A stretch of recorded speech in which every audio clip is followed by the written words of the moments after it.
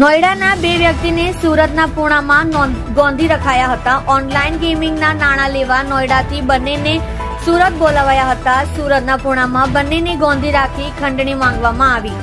આરોપીઓએ ખંડણી માંગી 3 લાખ ઓનલાઈન પડાવ્યા. નોઈડામાં માસિયા ભાઈએ કંટ્રોલને જાણ કરી. લોકેશન પૂણા પોલીસનું બતાવતા કંટ્રોલ રૂમમાંથી પૂણા પોલીસને જાણ કરાઈ. આરોપીઓને પોલીસ તપાસની જાણ થતા બંનેને છોડી મૂક્યા. ટેકનિકલ સર્વેલન્સ અને લોકેશનના આધારે પોલીસે 4ને ઝડપી પાડ્યા.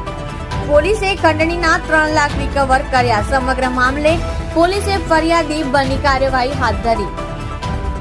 તમે જોઈ રહ્યા છો કેપી ન્યૂઝ ચેનલ રાહિલ શેખની સાથે.